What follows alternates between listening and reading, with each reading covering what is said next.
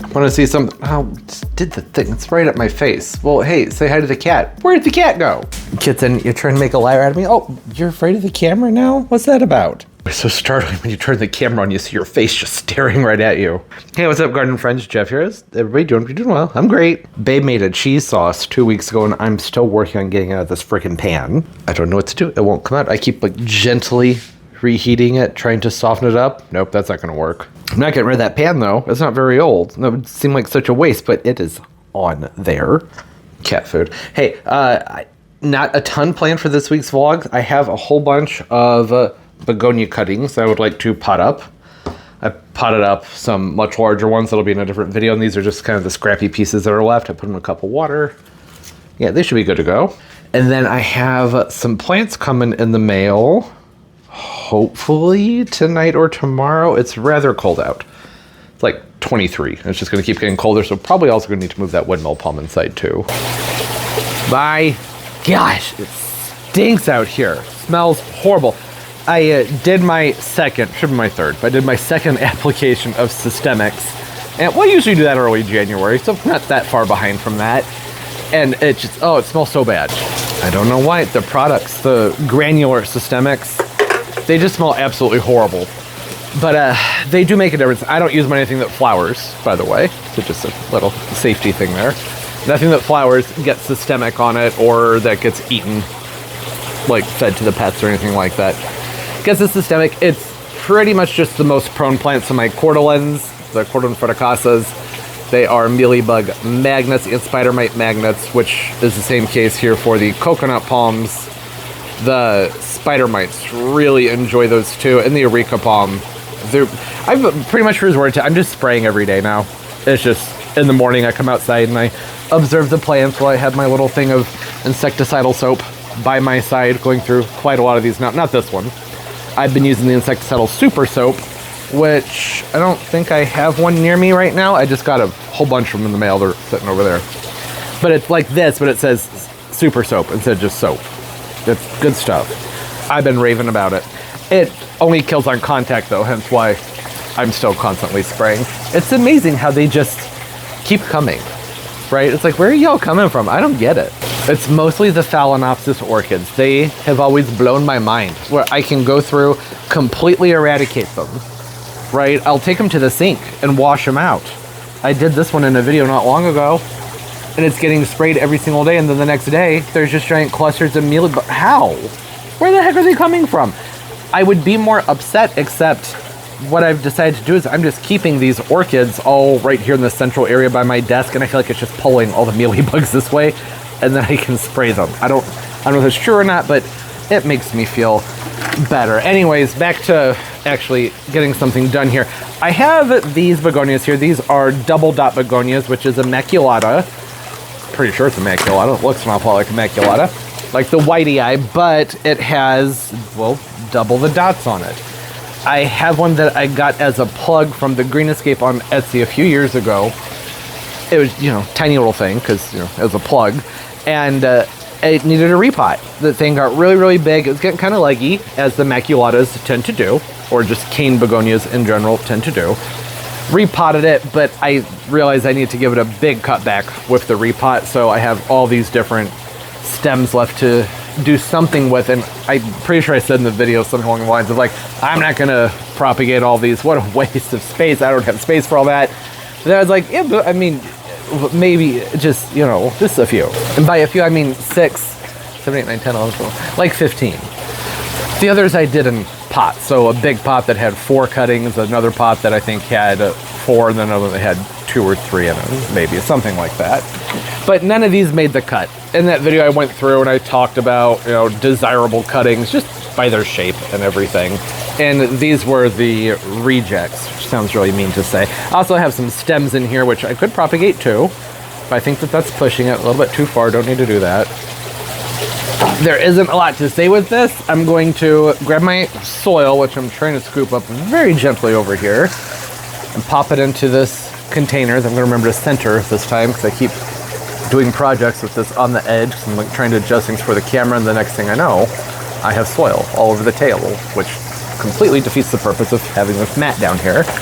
This is an all-purpose potting mix that drains very, very well. That's, you know, probably the most important thing with begonias, right, is really good drainage, because they're prone to rot. The cane begonias propagate so easily. And I feel like I shouldn't talk about it too much, because there'll be a video coming out where I would just be reiterating every single thing I say. So that seems unnecessary. I should hydrate the soil because it does settle quite a bit. So we'll go through, get some water in there. Probably need, definitely need to top that off now. Some more soil here. Top it off, spread it around.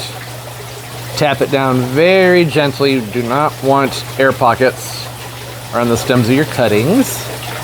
Doesn't usually work out very well. Give it a little bit more of a drink. A little drink. There we go. A little drink. Drink. Drink. I'm going to use a rooting hormone, which is completely unnecessary for begonias, but it's sitting right next to me. So why would I not, right? I may as well just go ahead and use that. Where are my clippers? Right here. Actually, you know, I should probably, when I give these a spray, it's because I was using a bunch of other things. I'm gonna let that sit for a minute. We'll come back and get these guys propagated. Okay, all right. That was just a rubbing alcohol, if you're wondering. So pieces like this, I'm gonna cut them right below that node. I think that would be fine. And then just a little dip in here. You really should, I'm not doing it, but you should go through and separate out your rooting hormone into a separate container. I'm just being bad and breaking the rules here. That way you can prevent, you know, dirtying up your rooting hormone or potentially spreading some kind of disease around. Like to poke my hole with something else. I'm not just rubbing that rooting hormone right off of my cutting. Oh, that's a nice one. Pretty floppy though. Pretty floppy. I only have 6 here. I don't want to use up space from any more than that. So I'm going to stick with what I got there. I could leave 3 leaves on there. That should be fine. Make that cut right around there. And then dip it. These are moist from being in that glass of water over there. That helps the rooting hormone stick. You don't usually have to moisten them up. Oh, you should use scissors for that. Again, I'm just being sloppy here. Cane begonias propagate so freaking easily that it's just not something I worry about that much. The biggest challenge with these guys is making sure you keep the humidity up and you keep them from rotting, which is pretty much something you could say about really any begonia. All right, how many stems do I have left? I have 3. All right, that's perfect. I wasn't going to prop this one because it's just not the most attractive looking, but I think that once it gets going, see, it has a weird shape to it. Once it gets going, I think it'll look fine. It should be able to correct itself. You can put that stem way down in there. Usually 1.5 to 2 inches at the minimum is good enough. And they will take root. Only need a few leaves on each one of these. Ideally 2 to 3. Some of these, I'm going to go ahead and take them down to 2. And that will be good enough.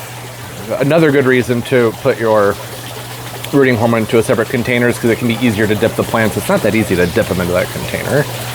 And this is the last one, which I wasn't even sure if I was going to do this one because it's kind of wonky, but I'll go ahead and do it. Cut a fresh piece off there because it started to dry over. Dip that in that hormone.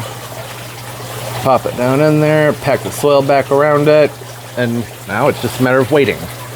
Need to give that a few weeks, probably 8 to 10 weeks, really, and start to see a good amount of root action out of those. I'm going to keep them warm. If you're doing this at home, having a heat mat can be really helpful with speeding up props from begonia stems.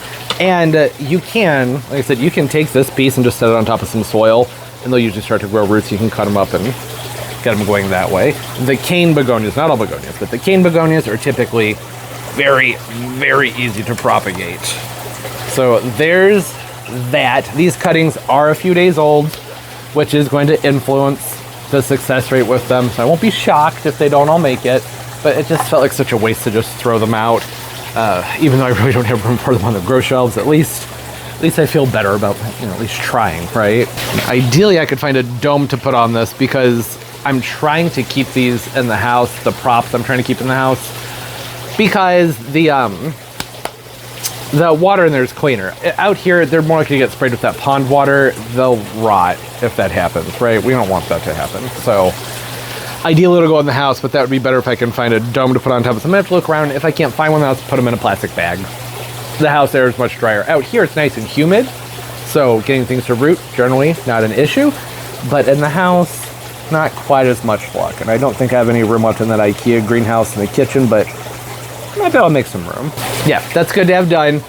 And now, why don't we just go ahead and wait for those packages to show up and get those opened up. Look at that. You see that? No, not my dry skin puzzle piece. I found it. It was sitting right there.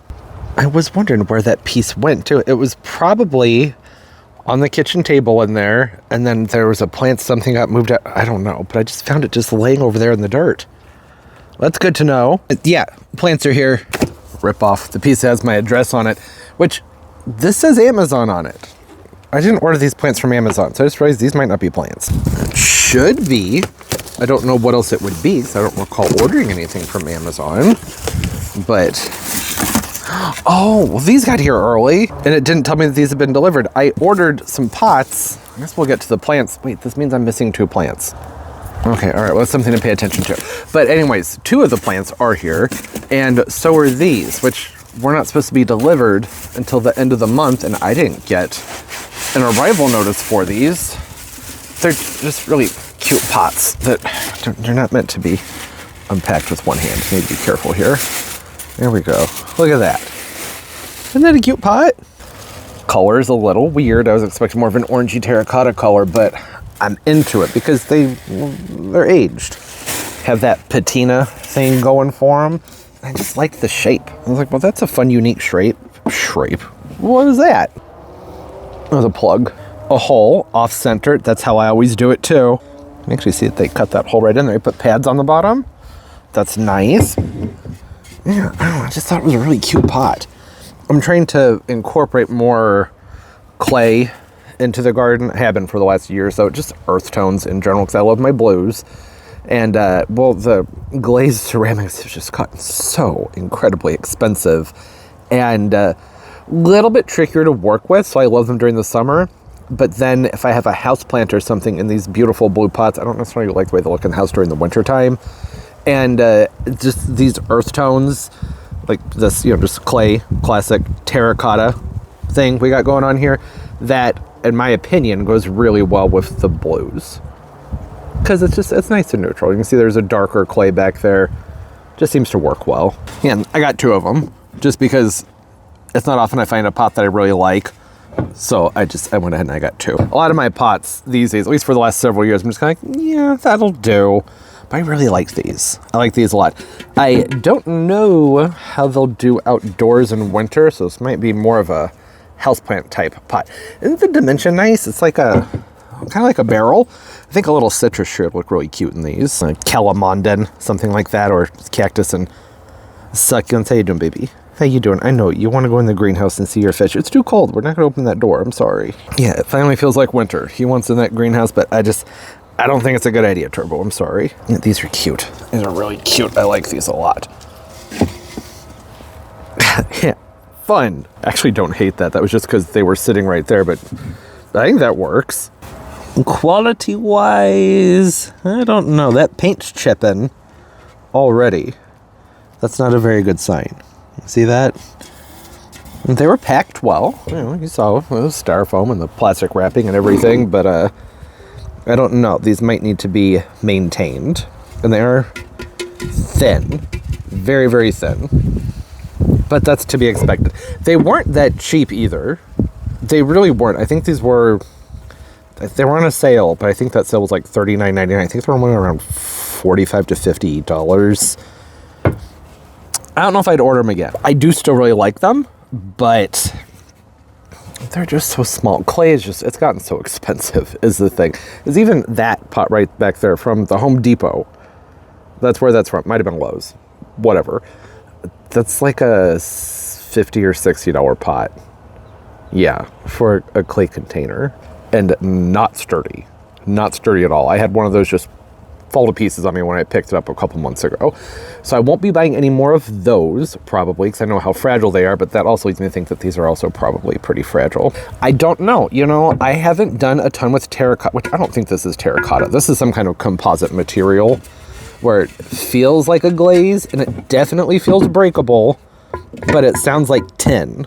But it's not, but it sounds like it. But no, I do know that I feel like if I were to just, you know, this would totally shatter. Well, I do really like them though.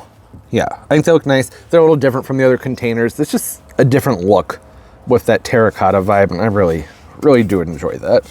I think that that's nice. It's versatile. You can do a lot with that. Do you? Oh, you don't have a pot inside your pot, do you? Well, there's a hole in there, so that works. There we go. These are the Alberta spruces that I picked up. Was that video out? Yes. Came out just over a week ago. It was a huge plant haul. All kinds of clearance plants.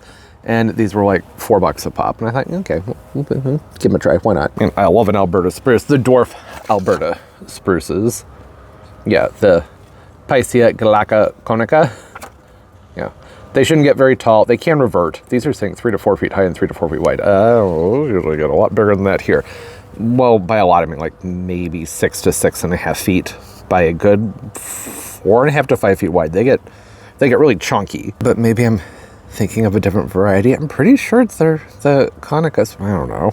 Whatever. I got them because they're $4 a pop, and I was like, I might have some fun doing some sort of bonsai or something with them. Yeah, just nice evergreens to have around, pretty sturdy ones. I think that works. Obviously the height's not right, but it's at least stability. They're not going to blow over. Okay, I'll go get the other boxes and hope that the 2 boxes that I have sitting inside have 2 plants inside of each. Because otherwise I don't know where the rest of my plants are. Is this driving anybody else crazy? I'll go ahead and take that off. Never mind, I think it's fine right there. Almost forgot that I had a razor blade sitting right next to me. They're wide enough to have 2 plants each in them, but I doubt it. Because weight-wise, it just, they're not very heavy. So, I guess we'll find out. My gosh, this cat. She's so stinking cute. You're so stinking cute, kitten. Floofy, little fart. She's stinky, though. She's a very stinky cat. Huh. I could have sworn these said proven winners on them. Don't know, I've confused myself. All right, pop these open. These look good. Look good. Never mind a trim for shipping. Just makes sense, especially with these guys. They're very fast growers. These still have their foliage and everything. Okay, well that does complicate things a little bit more. It's 41 out right now, so I'm not all that concerned about it, but typically, yeah, if it were freezing, this would be very, very risky. We're not far from it. These are going to go in the greenhouse for the winter time. Oh, and you're supposed to open from the bottom. It says right on the top. See that? It says open from bottom, upside down. That would make more sense. Zip ties, huh? All right. Used to be string, now it's zip tie. Hey, these look pretty good. You might be wondering what they are. They are El Nino Chitalpas, which are an excellent perennial. Good into zone 6. These have been reliable so far for me. I mean, ish. It's only been 2 years with one of them. The other one, I haven't even had it through a full winter yet. Where you live, it's gonna depend how they do. Determine how they do. They're considered a 6 and up, right? I bet you could pull these off in 5B. Just want to mulch them really well. But they'll be like a butterfly bush the more cold your climate is. So die down to the ground and reflush, but they grow so vigorously. That's not a big deal, right? These can die down to the ground and you'll have at least a 4.5 to probably 6 foot tall shrub by the end of the growing season, and they just flower so profusely. At least they're supposed to. I'm assuming it's just some sort of fluke, but I planted one of those right here last year. You can see this is the main stem right there. Now it's a little offshoots coming off of it. And it did this, and then it did that. It went all the way up there. Just the one growth was like, I'm gonna go all the way up there. And it flowered for me, I want to say it was around mid to early May, and then it was done. I don't know. Sometimes plants do weird stuff like that. So I'm not shocked that that happened at all. Is there still some green wood on that chunk of the passion vine?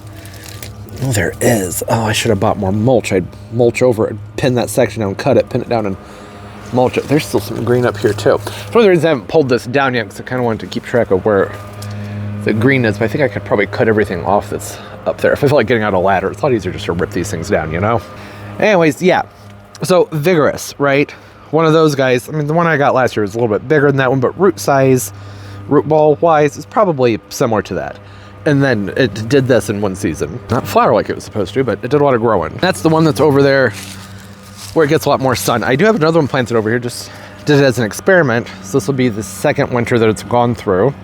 And I didn't do anywhere near as much growing, which is not surprising at all, right? Because, well, it's more shady over here, but it still performed. It reflushed from the wood in the springtime much earlier in the season than I thought it would.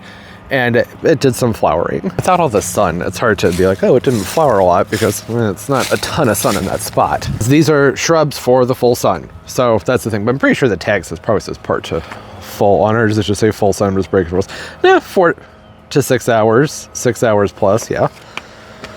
Fold apart, the more sun you give them, the better the bloom, and the more probably, I would say, tidy the growth will appear, right? That over there, well, this is afternoon sun over here, and that's quite a bit. It's very intense. That's why I thought it would be a good plant to try in that corner, because a lot of stuff fries over there. It did well, but the flowering was way off on it. And again, I think that's just because, you know, I had ordered the plant in the spring, late winter spring, similar to these, and it went in the ground early, and it was probably just like, well, I don't know what's going on season-wise, so it just did its thing. We will find out this summer how it performs. They're supposed to bloom around mid to late summer, and then just keep on doing their thing. Here's what the flowers look like. So it's a panicle flower. See that? Very pretty. Very, very pretty flowers. Mine were not quite that pink, but there's going to be things that affect that: temperatures and soil pHs, water, sun exposure. It's a long panicle that comes up, and it's profuse. It's a profusion. They just keep blooming and blooming and blooming, and it smells fantastic. It's a very sweet and strong, almost perfumey smell. So it's something to have in an area where it's going to have some room to breathe, and a breeze can get to it, because I could see it being a bit much, at least for me. But as long as, you know, if you're outside and you're out in the open, just walk away. It's not like it's going to make you nauseous from 30 feet away, you know? Maybe if you have a very delicate sniffer. But for me, not the case. So I have one for the front yard, and I have another one that I want to try and put over here somewhere, because I would like to have them spread out in the yard. And last year, I just couldn't find them at the nurseries. I'm thinking that will probably be different this year. Probably going to be a lot more of them. But who's to say? I don't know. Really hard to determine those things this far in advance, but the production should be way up on these. Oh, goodness. We gonna lose the box? You good? It does say on here 10 to 15 feet tall, 8 to 10 feet wide.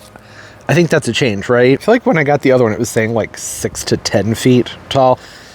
Regardless, we know that that was not true. I mean, look at that one growth on that one. That's well over 12 feet, just that one piece. So yeah, the more mild your climate, the more likely you are to have that 10 to 15 foot height on them. Yeah, I'm gonna set these down in a spot that's more sheltered, and these will be in the green, well, the cold frame over there for the rest of the winter. And as soon as it's warm enough to plant out, if they didn't have foliage on them, I would consider planting them out now. The ground's not frozen, but they haven't defoliated yet, so that would it'd shock them. I don't think that's a good idea. I don't want to shock them. Now these are looking cute. Don't look like they needed too much pruning. Which again, the pruning for shipping, not a bit. Oh, right, I'm supposed to open from the bottom. Well, here we are. I'm already doing it this way. The reason they say to open them from the bottom is so that, well, one, it's just a better way to distribute the weight, and so that this cardboard doesn't end up ripping the foliage apart, right? It's hard to get them out with the cardboard on them. Can get in the way. Oh, cute. These are cute. It's the Austin Pretty Limits Oleander. This has become, I'd say, my second favorite oleander. My first one was called Maui Sunrise, I believe was the name of it. Was it Maui or Malibu? It was one of those. I had one for like a decade, and then we had an unexpected freeze that killed it off. It had a very poor growth habit to it, but it had the prettiest, most glorious coral flowers on them, and it like doesn't exist. I can't find that plant for sale anywhere.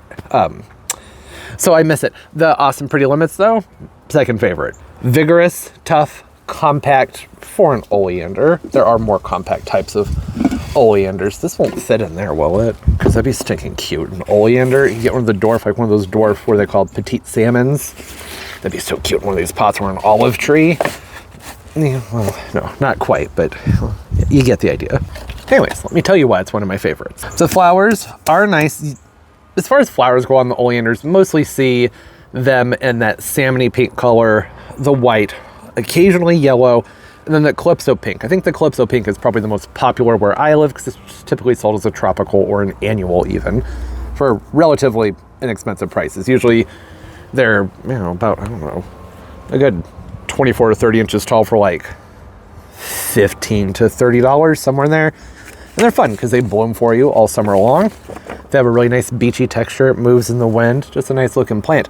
The Austin Pretty Limits is very floriferous. Evergreen because they're an 8 through 11. Although, I'm going to say, just putting it out there, I think that if you live in a 7B, you could probably give this one a shot. More on that in a moment. They have a really nice tidy habit to them in the ground in containers. I've only grown the one so far, but it's been a bit more wonky for me, but it gets moved around throughout the year. So it's kind of hard to give an assessment on its growth habit.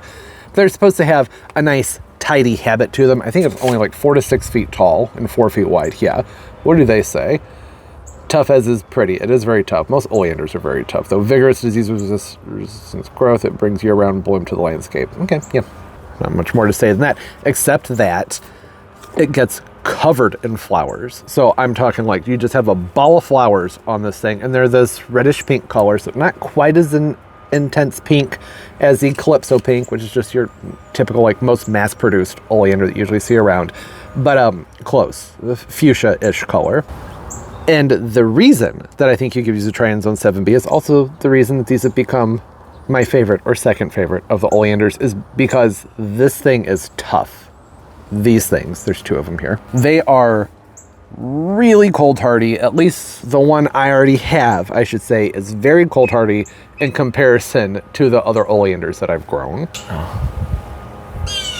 There's a blue jay up in the tree having a complete and total conniption because I'm out here. I assume that's what his problem is. Yeah, I never know with those blue jays. Love them though. I think they're really pretty birds. I like having blue jays around. So last year and the year before, I had my Austin Pretty Limits outside alongside with my Calypsos. I usually pick up a couple of Calypsos from the greenhouse in the springtime and just kind of pop them around in the garden. I think they had a really nice beachy, airy texture to the landscape. And the Calypsos had frostburn on them and just started to brown and die back way before actually my Austin Pretty Limits never took any cold damage. And I think I left them out to about 15 degrees in containers.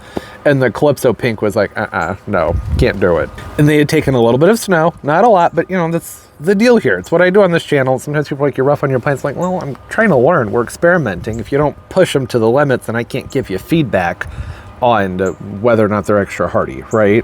It's called experimentation. Got to experiment with the things. But that one that I have right now, 2 winters in a row, it's been able to take a lot of cold and has never shown any damage from the cold at all. So I thought, why don't I go ahead and order a couple more of these since they showed up as being available for a very good price. All these, by the way, they're proven winners plants, but I ordered them through the Home Depot. They were relatively inexpensive. These were like 2.5 or 2.6 gallon containers, and they were cheaper than they would have been through a local nursery. I think they're even cheaper than they would have been if I had ordered them for Proven Winners website. That's how it goes sometimes. Like, I know Hertz, it's a lot cheaper to just order their things through Walmart than through Hertz, because through Walmart you don't usually pay anywhere near the same in shipping, if anything in shipping, when you order through Hertz. At least as of a couple years ago, I did a whole video on this comparing the two, and like the one order from Hertz was much more expensive because the shipping was way higher, and you order them through Walmart, it was a lot cheaper. So that's just the way it goes. We have to spend a lot of time shopping around and comparing to get the best deals these days. I'm not saying this is the best deal, but it was a good price for these size containers and the way prices have been running on plants over the last few years. I know last year, gosh, I mean, plants this size were running about $45 to $60 where I live. There were a couple of nurseries that were charging like $80 to $90 for 3 to 5 gallon perennials. And you got to do what you got to do. I'm not hating on them, but I got to watch my coin too, And these are plants that I hadn't even been seeing at the nurseries. I think that El Nino Catalpa will probably start seeing a bunch of those at the nurseries. The Awesome Pretty Limits, though, I have never seen those at my local nurseries. So why would they order them? I doubt they're being sent out or listed as an annual, right, or even a tropical. Proven Winners doesn't really do that. They took on the Hollywood hibiscus last year, and I think that this would be an excellent plant to put into some kind of line of, like, you know, patio pals, or I don't know, something like that, to just like let people know like this is going to make a good potted plant, not necessarily a house plant, but like a nice summery plant. And these do make fine house plants, actually, just like an olive tree. But, you know, there's that whole entire toxic situation you got to be careful about. The sap can be irritating to the skin, and, you know, you shouldn't eat it. And they're a more manageable size, right? 4 to 6 feet high. That's pretty good. Some oleanders get absolutely massive, and they can get pretty lanky looking when they do that. These are nice and bushy. So I'll take y'all into the greenhouse and show you the one that I already have, and well, we'll just go look at it. I was about to sit here and keep telling you everything that I was going to go in there and show you. May as well show you. May as well take one of these with me since we're going over there. Oh, Turbo's going to be so sad. I was just telling him that we're not going in here today. It's actually better. He's inside. I need to space these out properly. I don't really need the giant Labrador running around in here right now. Oh, it feels so good in here. It was getting pretty cold out there. Such easy plants to overwinter too. So here's my other one. Isn't it beautiful? But you can see much more of a wonky growth habit to it. So when I got this, it was the first year that they were offering this plant, and I was only able to get it in a 1 gallon size. So it was basically, it was like maybe 2 of these things in a container, and they were pretty straggly looking. They didn't look too hot. Maybe there were 3 of them. I don't know. But they've been repotted and repotted and repotted. And because I've just wanted them to put on size, I was not the best about pruning them to get a nice base going on them, because they flower so much. And when they keep flowering, I don't want to keep pruning on them, right? You get it? But that would have been the best thing to do. These are already off right there. They have a good base on them. They're off to a good start. I've had to do some correcting with this one. I have some stakes in there and whatnot. And I popped this one in the ground last year in the container, just, you know, dug a hole, put the container in there so it would stick up from the landscape, and it was on a slope, so that added to the curve that it has and everything. But you can see, really nice, just very pretty growth. Really great Mediterranean style plant, very drought tolerant. Like I said, these do make fine house plants, but they can be messy sometimes when they drop their leaves. And not a great one to have around if you have cats. Sometimes yep, there's a mealybug right in there. Yeah, I need to do a spray out here, I think. But yeah, sometimes the mealybugs really like these too. But look, I mean, it's January, and we're setting up buds on this one. And the mealybugs are enjoying that too. That's just part of it. That's why I keep the super soap out here, because I got to constantly go around and do the little on all the stuff. Not a big deal, as long as you stay on top of it. So yeah, those are the new plants. I'm going to bring the other plants in here. I'll probably actually move this oleander and try and make a little spot right here for those. And those catalpas, they do, I don't know if they need a cool down, seeing as how it's late January and those have foliage on them. Maybe they don't have to go into a dormancy. I don't really know. Typically it's parent plants are deciduous, but I don't think they have to be. Well, regardless, I'm going to have those pressed further up against the plastic, because that's going to give them some cold if their root ball's in contact with the plastic, and help cool them down, maybe let them go into a dormancy. And if they don't, they don't. That's fine. Yay, new plants. That's exciting. I wonder how the green stalk's doing. Not much has changed. It's only been 24 hours since I gave the last update on this planter that was in the last vlog. Need to give it a rotation. I've got to rotate that every day. All right, I'm gonna go ahead, move those guys in, and then I don't know, we'll pick up and do something in the grow space. I ended up needing to repot it. I went to lift this one out of its container, and it just popped right out, because I had this one sitting inside of there, so I had to get a little bit more rough with it to get out. There was a good amount of root on there, but this is how much soil there was too. There's a few root pieces in there. I would recommend not keeping an oleander in this kind of a mix anyways, unless you're going to be fertilizing very, very, very heavily. It's going to need it.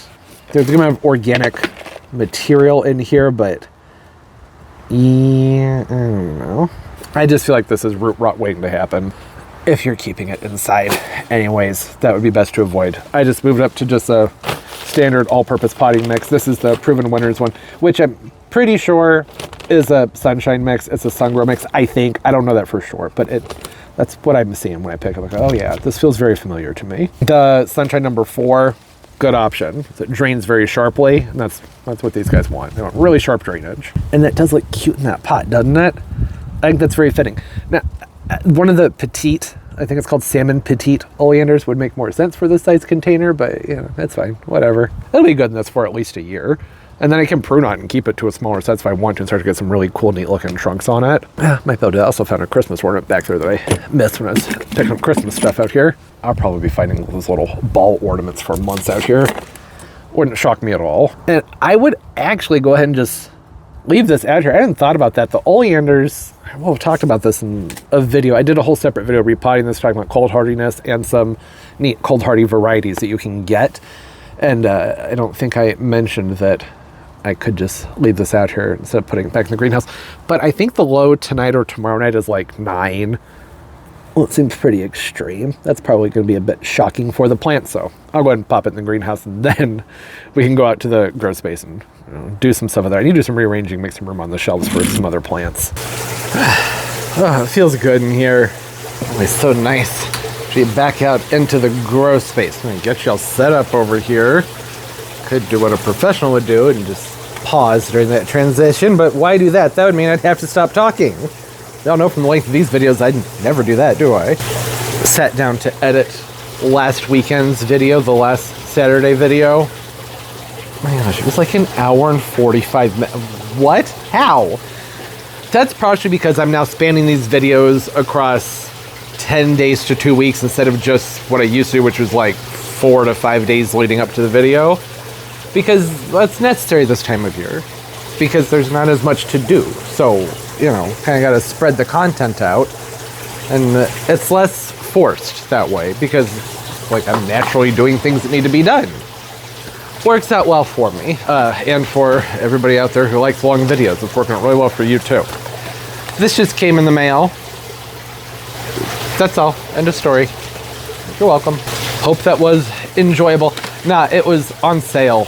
The brick for like $19, and I was like, oh, that's a pretty good deal. The problem is, I don't remember if the Supermoss brand is a brand of Sphagnum that I even particularly care for. I know there's one that I really do not care for. It's one of the ones that they used to sell at Lowe's or maybe Home Depot. And that might be Supermoss, I don't know. Now this looks better though than what I was worried that it would look like. Decent size pieces in there. I really kind of want to break off a chunk of it and rehydrate it in something and see if I can do it. There's a hole in it. Is there anything around here that doesn't have a hole? There we go. One of these specimen containers. So I want to have a look at it. I want to know if this is the good stuff. So the Sphagnum moss, if you don't know, this is something that is traditionally used in aeroid mixes. I mostly use it for my orchids. Very nifty thing to have around for propagations too. So those begonias I did at the beginning of the video, I definitely could have just stuck these into those cells. That would have worked well. Really useful for all those things. And to put it into soil blends for terrariums specifically, it's really light and fluffy. It breaks down very, very slowly. And some sphagnum mosses will even eventually start to germinate. Moss spores and things that are caught inside them will start to grow back, and that's always fun when that happens. Yeah, this is okay. I've seen better, but not too bad. I'm gonna give it another spray, let it fluff up. You can see you get an awful lot out of just a little chunk with this. And that's pretty flat. I like my moss nice and fluffy. Repot Me has good sphagnum moss. I can't remember what kind it is that they use, but they have good stuff. Okay. I'm only doing this because I was curious, like I said, and I do have some orchids that need to be repotted, specifically one that just doesn't like to stay hydrated. It's one that likes more water, and I want to use a lot more sphagnum moss in its mix than I normally do. So got to give that a while to soak up that water, get nice and fluffy, People don't always soak their sphagnum moss. You don't have to. That's just what I prefer to do. The problem with this is that it's a product I just don't use a ton of anymore. And I bought a whole bunch of it in bulk a couple of years ago, and I had it sealed up one of these bags, and it lasted forever. But for the life of me, couldn't remember where I got it, what brand it was, but I loved it. It was really good, fluffy stuff. You want your moss to be nice and fluffy. Is that not going to work? I was thinking it would work. I don't think that that's going to happen. I might have to break this up to get it in there. That's okay. You just break it up. That's an option. You can do it. The light and fluffy part of it is important because you want airflow, right? You want some oxygen in that area. And if it compacts, well, that's not going to work out well for plants like the orchids that want oxygen-rich environment around their roots. They're epiphytes. They don't want their roots smothered, compressed, and compacted. So that's why it's nice for it to be one that's nice and fluffy, really nice long fiber sphagnum moss. Yeah, well, it's going to last a while, that's for sure. I knew I was rolling the dice with that because I was like, I don't remember. I don't think it was super moss. Super moss might have been the one that I didn't really care for. But, you know, $19 for a big chunk of it, that's a pretty good deal. So just going to make it work. And this is fine for doing in like a soil mix. And I can use a lot of it. Sphagnum moss breaks down very, very slowly. So I don't consider it a problem in a soil mix. It shouldn't be robbing anything of nitrogen because it breaks down so slowly. It just helps to fluff the soil up. It adds a diversity in surface area for beneficial bacteria to colonize and live, nitrifying bacteria, good stuff that you want around. Yeah, that's not the good stuff, but it's not terrible. I've seen much worse. It's decent, you know. So sometimes when you buy something like this, it's just a whole bunch of dust in the package. That's such a huge waste. This is decent. It's just not as good as whatever that was I had last time. That was some good stuff. I want to say it had an orange label on the bag, maybe. It's been a few years, so I cannot remember. I had gotten a ton of it, and I just kept it in a big airtight container, and didn't keep the label. I don't even remember where I bought it. Wish I did. I need to compress this more. That bag doesn't want to close. Okay, but not a total waste because there's still a lot of uses for this. And like I said, I can mix this in with soil blends, and it's a wonderful thing to have in your potting mixes. At least for, you know, terrarium type things. So that will make an awful lot of soil, but that's okay. That's okay. And I just need to give it some more time too, because I think I slightly oversaturated this. I'm gonna let it sit for a little bit longer and have a better look at it. I don't know. Gotta give it some time. Okay, I also have this beautiful amaryllis here that needs to be repotted. Okay, hold on. It doesn't need to be repotted. I would like to repot it because here's the container that it's in currently. Not very pretty, right? No, not at all. That's because I had to cut this down to size for a really pretty decorative pot that was in last year. And it stayed in that container all summer, outside in the backyard. And then I stuck these way back into the shade around, I don't know, August or September. And then let them take some cold, brought them in, stuck them on my grow lights, and boom. Got a spike. Easy enough. I do think it would appreciate some new soil. And I was gonna say maybe you shouldn't do this, but it's got the spike. Honestly, while the flower bud is doing its thing, it's pulling its energy from the bulb, not so much from the roots. So, I mean, I think it's a fine time to repot. The main thing is if there are a lot of roots on the plant, then probably don't want to break those up, right? Try and keep roots intact, but otherwise, not really gonna hurt it, hopefully. I doubt there's a ton going on in here root-wise, but I guess we're going to find out. Might be surprised. That's really in there. Oh, wow, okay. Well, I was wrong. That's a surprise. I'm glad it's still healthy. Well, that amount of root I don't want to mess with while the plant has a bud on it. I'm gonna cut this though. It's purely aesthetics. I don't like it. That doesn't look good. I'm gonna take that off of there. Ha!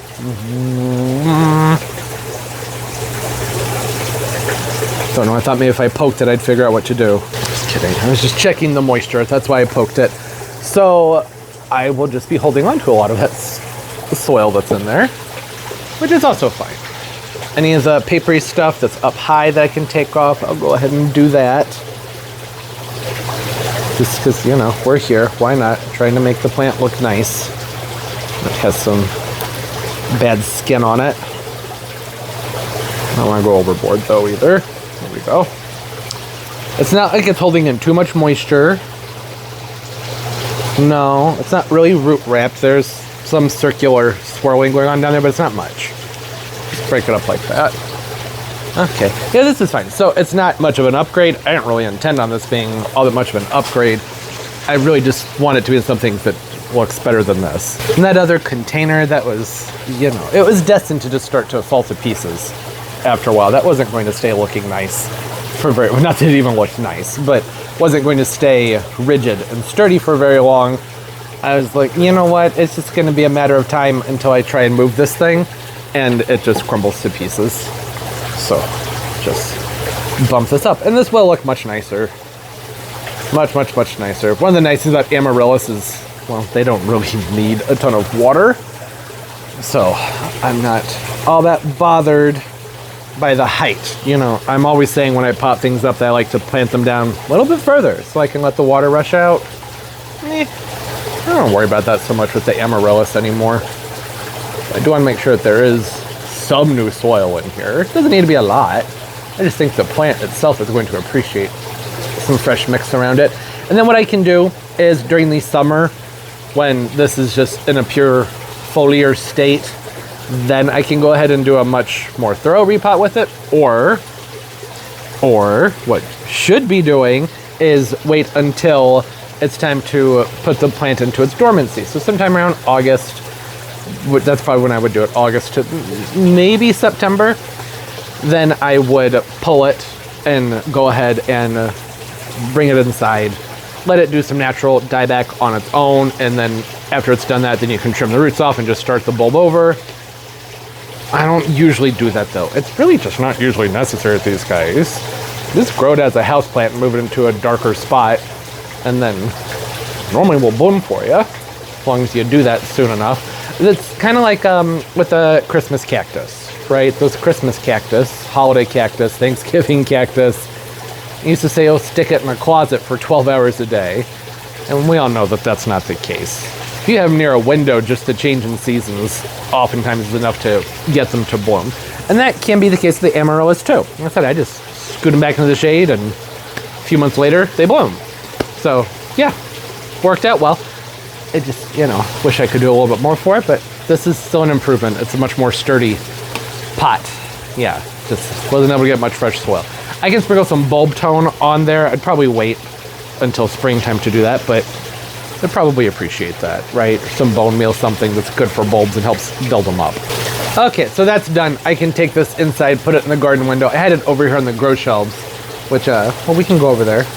I can do some stuff. First, I'm gonna take this inside, get that set someplace nice. This purpley red hue, that's because this was under the grow lights, and it was just, well, it's an awful lot of light because this is about the height of that shelf, so that was right up inside that light fixture. I just stuck them in there when I moved the plants inside because I wanted to see if I could trigger them into blooming, because I'd had them in the dark, and I was like, yeah, let's stick them on that lower shelf where they're close to the lights, and maybe they'll start to bloom, and it did, and another one did too. It's over there. You can kind of see, you see that red speck? That's the other one. This guy right here. Now I got to way too late. I did not realize that it was even blooming. I was squat down here messing with that shelf and went, oh shoot, this thing's in flower, and that was smashed up inside the light fixture. Still pretty though. This guy needs work though. Yeah, this one actually probably should get moved into a new soil because it's just not the best. I probably did opposite of what I should have done here. But now I'm gonna take it inside and let them both finish their flowering, and then I can worry more about getting them into a fresh mix later. Okay, those are inside in the window. Wish I had another nice looking pot to drop that other one in, but No, I'm sure I do. Just got to keep my eyes peeled. Before we go over the, what was I saying? Before we go over there to the plant shelves, I need to open these guys up. These are some plastic shims that I ordered because I noticed that the bottom shelf over there, the water's pooling up in the back right corner, which is not supposed to happen. The back right corner is where I have all the succulents. And that's very much the opposite of what we want happening. The water's supposed to be draining away from the back left corner to the front right corner of those things. So it's gonna be tricky, but I'm gonna try and get some of these guys pushed underneath there and see if I can't re-level that shelf. I don't understand how that even happened, because those shelves should be level, and this is a garage, right? So the floor is sloped. Everything's draining this direction. It's all moving that way towards the garage door, but I don't know. It's what it is. Need to fix it because that will rot out all my mangaves and everything that I have over there. I'm talking about it like it's not a big deal, but I might have to move all the plants in order to do this. Hopefully not. Okay. Yeah, I'm gonna have to move some stuff. How am I gonna get that back corner of all these plants sitting here? But that's okay. That's actually a good opportunity because where am I gonna put these? I don't, if they fit in here, just shove them inside my hood. That'll work. Might make some weird rattling noises, but that's fine. I'm realizing as of, well, really yesterday, that I haven't been as good about doing my mealybug checks down low. I'm being great about everything else. They're still here, but I'm being good about being like, okay, well, I see them and just spraying them as I see them. But the bottom shelf, not so much. That's partially because, well, there's plants in front of it, but there's always some plants in front of it. This orchid's dormant. It's not dead, it's just sleeping. And there's always something here, which is typically a fine thing, but now that I'm noticing that the tray, you can't see it now. We'll move some plants and then can have a better look at it. So I've got this guy down here, which actually could probably go back into the house or into the greenhouse. Actually, would be a good spot. It's an aspidistra, and I believe this one's good zones 8 and up, so I think that'd be worth trying in the greenhouse.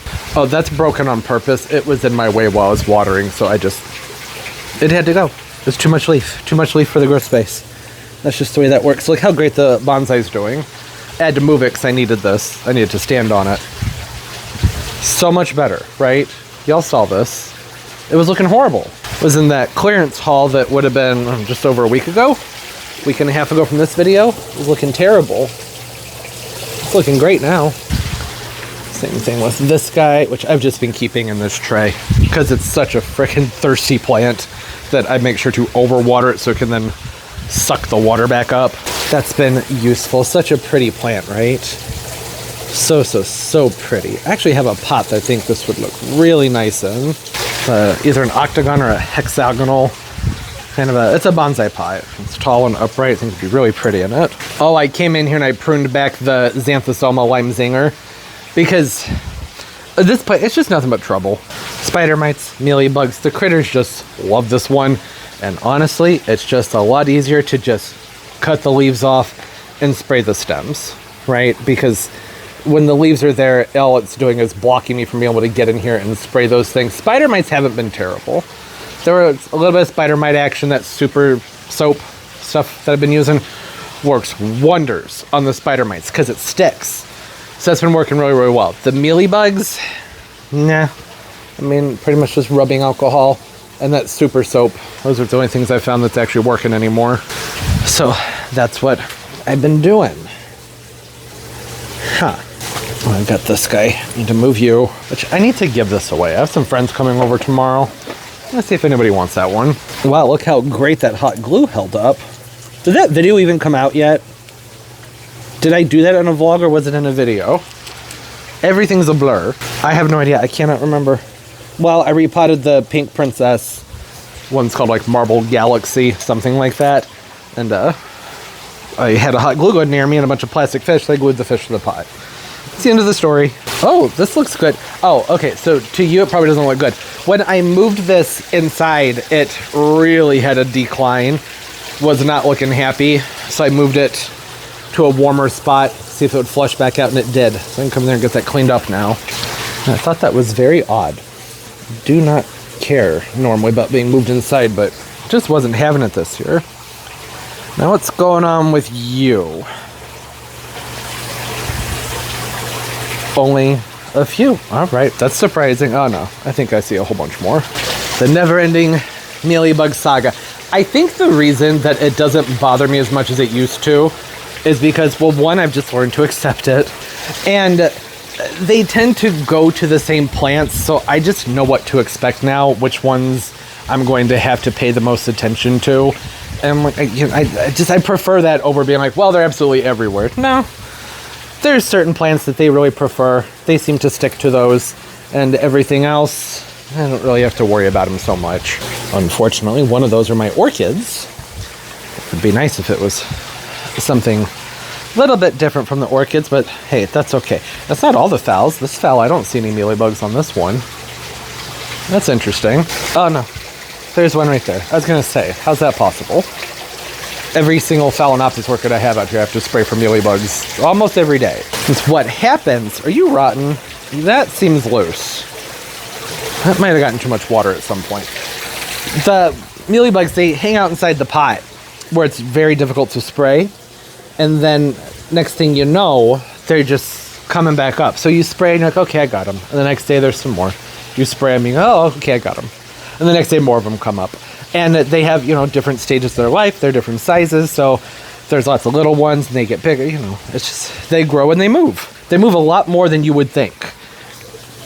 They really tend to get around. I am so glad that this guy finally opened up a leaf. I was about ready to throw in the towel. I was thinking, all right, you're not going to be one of those plants that I can easily move in or dig and move in, but we got one leaf. I'll take it. That's better than nothing. And now I can get back here more easily. I have the ZZ over there, which I can pull. That can go inside. You can see the back here. That's all succulents. I have agaves and mangaves back there. Apparently a big patch of grass growing out of one of those containers. And the water's been flowing that way. It's supposed to flow this way. See, there's a drain right here. That's water needs to come this way. Right, there's probably, hopefully, a couple things I can pull from down here. This is a ginger. That should stay. Oh, we got plenty of fungus gnats. I'm not really bothered by the fungus gnats, by the way.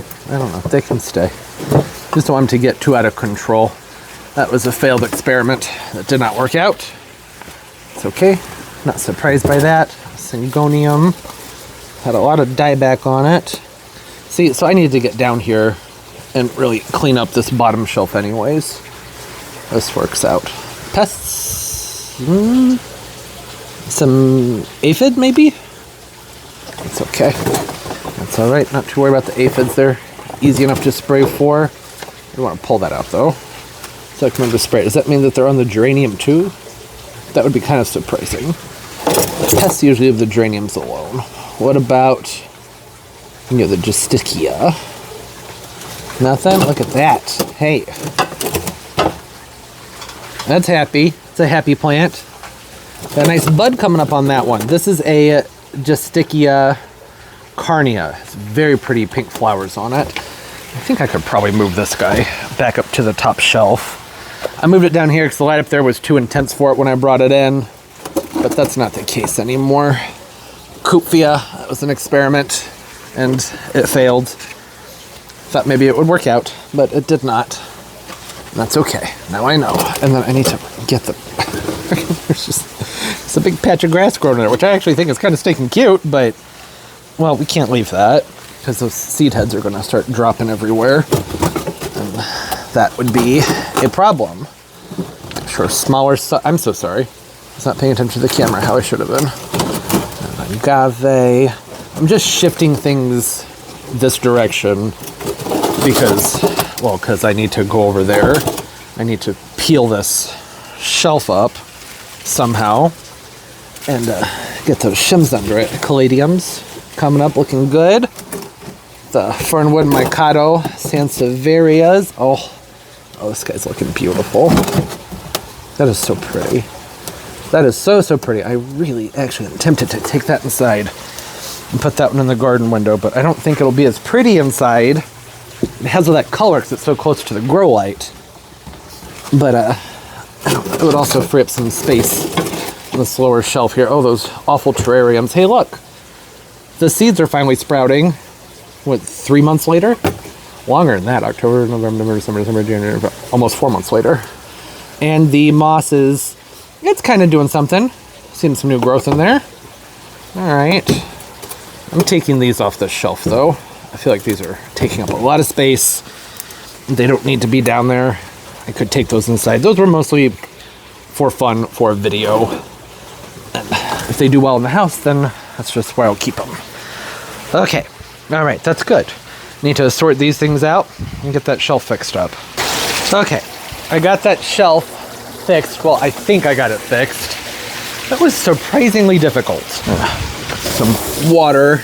That and try and get some of that soil moved more towards the front so we can clean it out better. See where that water flows. It looks like that's still gonna pool in the middle. I'm not entirely sure what to do about that. It's definitely flowing forward though, so that's good. But you see, this is the drainage reservoir over here. And it should be rushing over here to this reservoir, but instead it's still dipping down in the center. How? I don't understand. They're all fine. All the other ones are fine. What happened over here? All right, I popped a bigger hole over here. That helped dramatically. Didn't come out all that neat, but that's okay. So I can actually see the way the water's flowing, and it is going the right direction, so that's good. But I think we can do better because I still see it pooling here in the middle. And yeah, it's getting all the dirt and everything out of here, obviously would be helpful. That's it's a pretty messy job, and this isn't the time of year for it. I did it in the fall, and this is just what's collected since then. Yeah, lots of mess. It's because these trays all drain from one to another, so just every little bit of swell that works its way out of the other trays up top works its way down here, and then it starts to collect in this one. The water will still move through all of that, but I would like for it to move more quickly. I don't know, I guess I'm gonna try and get a few more of these guys down into the middle. Maybe? I guess, because it looks like that back is higher. I could get out the level. This is more fun though. Okay, is that good? I think so. I went ahead and I put the rest of the shims right here in the middle. That seems to be moving the water this way. So I was putting my hand down here. I was like, yeah, that water's still going to collect if there's weight on there. No, but that's moving. That's definitely moving. You see the water moving into that channel? When I put weight on it, and that's fine. So what I need to do is just anything that's very tender to the moisture, like this Aztec King Mangave, that'll go right back there. It's the elevated area, the most elevated. And if you're wondering why I didn't just drill a hole in here, that's because these are flood tables, and I like to be able to plug those holes in case I need to do a fertilizing or some sort of chemical treatment, something like that. That's the whole point here. Otherwise, we'd just popped a hole right there in the middle, and I think that would have solved all of these problems. But no, I think this is better. Better to do it this way. Move that guy over there. Syngonium's not going to care if it has to sit in some water. Although, I don't think any of these are going to have to sit in water now that I got this all raised up. Oh, almost forgot about these guys right here. Look at him. Isn't that a cute one? Thunderbird. Look at the color on that. Offsets like crazy. Lots and lots of offsets on that one. Get the Justicia Carnea back up here. Over into that corner. Have a ginger right there. And I think everything else is over on the desk right now, isn't it? Yes, it is. Everything else is on the desk. And then some. Yeah, okay. That is done. I got everything moved back over. It needs to be moved over there. Everything else that's over here probably isn't going to go back onto that shelf, but they're just some plants that need some attention. I do have a few left. I need them for the bird bath outside. Cannot believe how many of those I ended up using. This one will go in the house. I really don't need to keep Sansevierias out here. They do so well inside. I just keep them in here during the holidays because, you know, I have like every single surface of the house covered during the holidays with Christmas things. But yeah, I can take this guy inside. Looking really good, isn't it? Really fun shape to that one. It did have one mealybug on it, so I sprayed it down. But I think it can come inside. The only reason I'm thinking about maybe not taking it is because it looks like they're about to flower. There's a little spike coming up on each one. So I'm like, oh, what do I do? I don't want to disrupt its cycle. It's so pretty when these guys flower. And there's room down there on that shelf now. I was just kind of hoping to use a lot of that room that we've just made for some plugs and props and things. You know, not a lot, just, you know, like a dozen or two, maybe some chlorophytums, some of those begonias, those sorts of things. But I don't know. I don't know what to do. I don't know what to do. Right now, just set it right here. Oh yeah, the terrariums, I don't know. I don't know. I just don't find them exciting, and they take up space, but I'll take them in the house. They can go inside. Nothing wrong with having them inside in the window. This is stupid. This one, I'm probably just going to pull the moss out of it and stick it in one of my other terrariums. This one, yeah, I don't know. I'll take it in. We'll see what happens with it. Maybe. That's a big maybe. Because like I said, it's not something I'm all that attached to. I bought it for a video, wanted to try it out, and my review is basically that well, this is stupid. Didn't make sense to me, but hey, it's doing some growing now, so maybe I should fill it with water and just give it a shot. Okay, the Sansevieria, I'll put it back on the shelf for now. There's plenty of space for it. That's a small pot.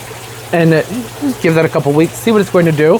And if it looks like it's going to flower, then I'll leave it. It might get moved to the desk for a little while. And if not, then I'll just move it. It can go upstairs into one of the bathrooms. I have a bathroom upstairs that's really chilly. The Sansevierias and agaves, they always do really well in there during the winter time. I'm going to give this Phalaenopsis a spray down. This will be, oh no, this is the first one. I have another one that I did a bunch of spraying on this morning, and I was like, did these guys already come back? So I'm just using the rubbing alcohol here on this, which I think I talked about this. Trying my best to keep it off the roots, and then I let it sit for a moment, and then take them inside and just give them a big rinse. And that's really what's been working the best for me on the orchids. That super soap isn't working quite as well as it is on the other plants.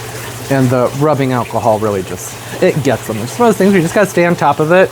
And hopefully, you know, doing this every day for a few weeks, then it will be better, right?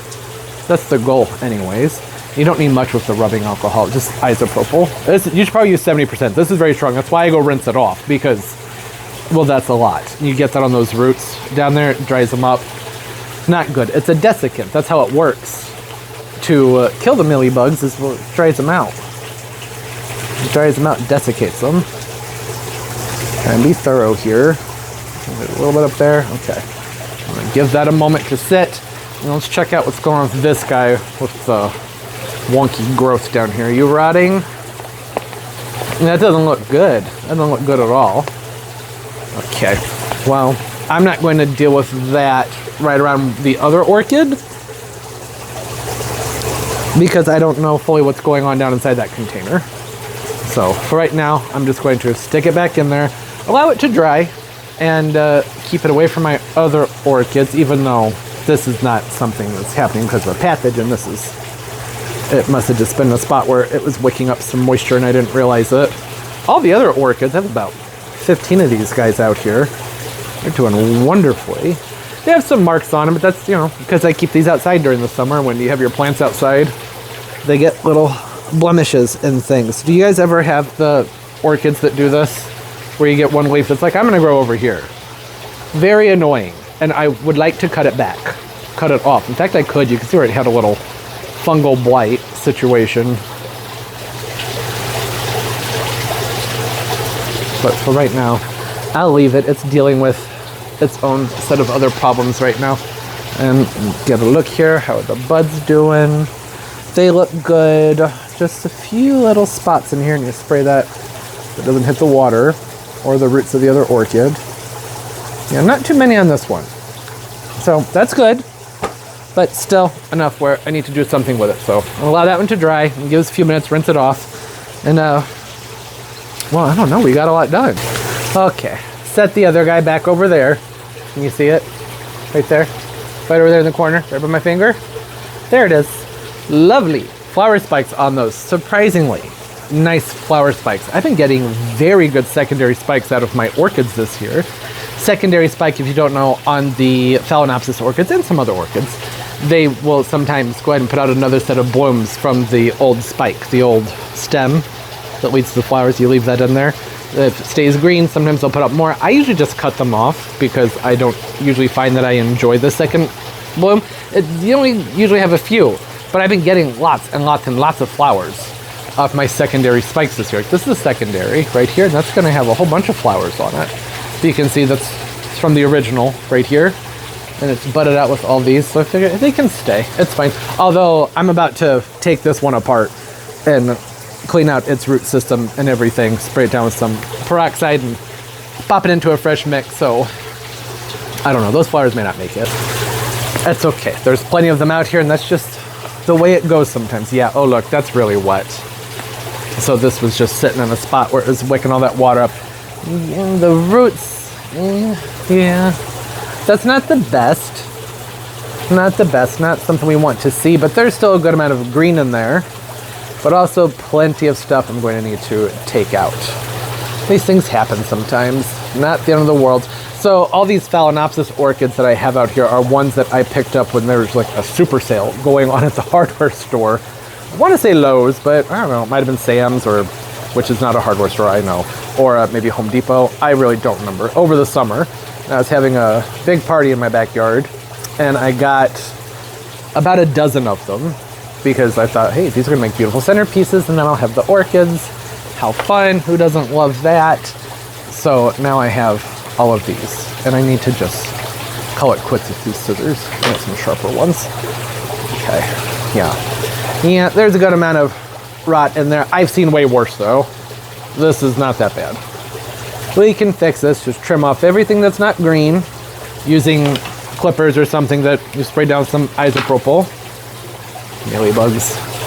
And then I either hit them with a peroxide or a copper-based fungicide, but usually just some peroxide. And a rinse is totally fine. Sometimes you don't even really need to do that. Just need to get into something that is drier. Yeah, so look, there wasn't a ton going on in here with the roots. They were like, there's not enough oxygen down there. So they weren't having it. So I will get this cleaned up, pot it into something that works better for it. And yeah, I think that's gonna do it. Thanks for hanging out. I was gonna keep going, but then I remembered, why didn't you look at how much you filmed? And we're over an hour at this point, so I think that's enough of that, right? Again, thanks for hanging out. What's going on in your gardens? Maybe you live someplace where you still have a garden this time of year, or with your house plants. You know, what are some of your January chores, your pest things, whatever you got to deal with this time of year. Usually for me, it's around mid-January, really more like early February. It's just a little early this year. Usually around early February, that's when all of a sudden the pests start to show up. So I know I've been talking about it a lot, but that's really because it's just a big part of keeping the plants in here for me. Every year, it's just a whole lot of pest control. Oh, coconut palm, look at that. Can you see that? It's hard to see. I don't think I had the right angle. Well, it's opening up a new frond in there. Not this one, but you can kind of see it back in there. That's exciting. This one, center spears, put on a good amount of growth, and this one has a spear that's opening up too. Oh, that's so good. I'm so happy with how these are doing in here so far. Oh, I need to clean up that peace lily too. I don't want to forget to do that. I'm not going to bore y'all with that. I'm just going to trim off the dead stuff and set it back on the shelf. It's not going to be all that exciting. Yeah, hey, hope everybody's doing well, having a great day, a great life, and everything's going absolutely beautifully for you. And of course, as always, and most importantly, everybody, keep on growing. Bye-bye.